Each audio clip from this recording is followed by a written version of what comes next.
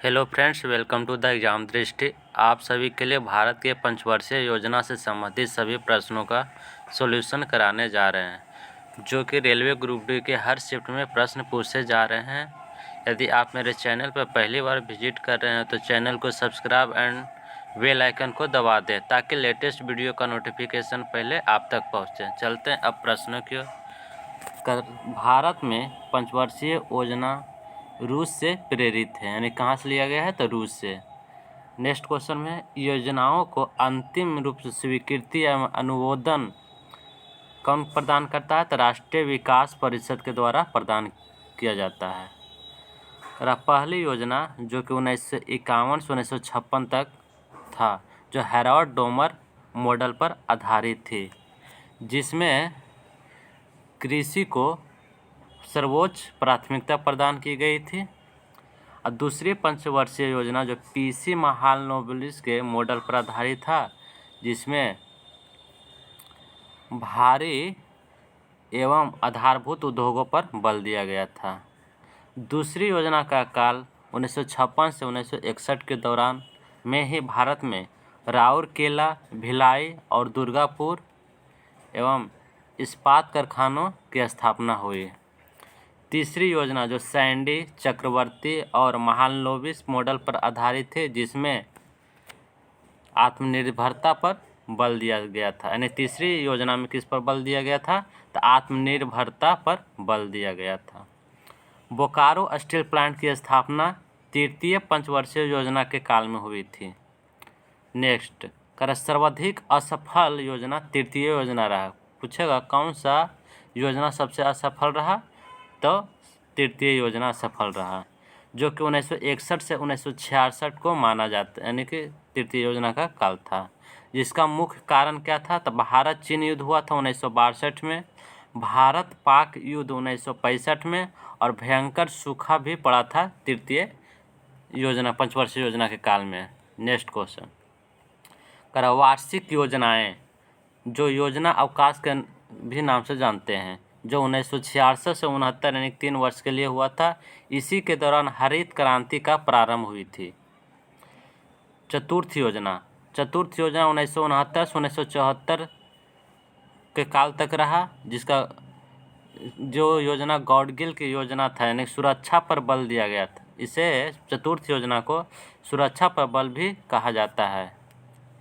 पाँचवीं योजना 1974 से 1978 तक का मॉडल था, जो मॉडल डीपी धर ने तैयार किया था। पाँचवीं योजना का मॉडल डीपी धर ने तैयार किया था, जो 1 वर्ष पहले 1978 में ही समाप्त हो गया था, यानी कि 4 साल ही चला पाँचवीं योजना।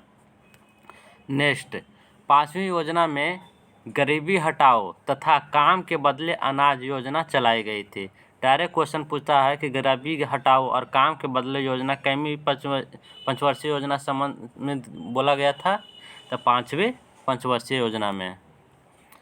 अनवरत योजना, यानी कि अनवरत योजना 1978 से 80 में, जिसे रोलिंग प्लान भी कहा जाता।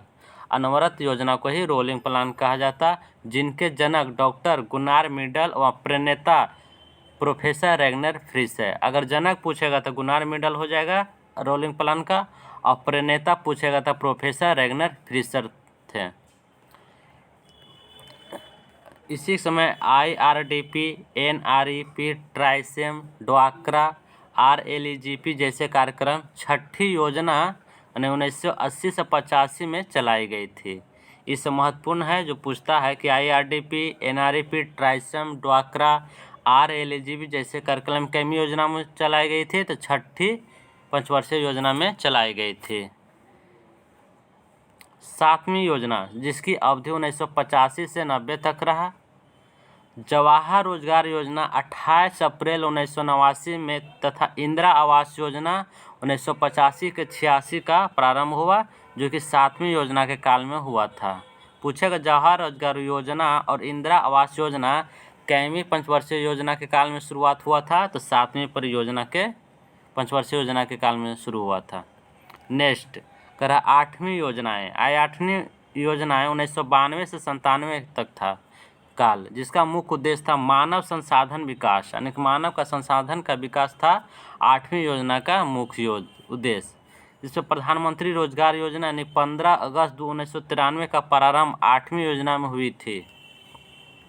9वीं योजना का उद्देश्य था सामाजिक न्याय और समानता के साथ आर्थिक विकास।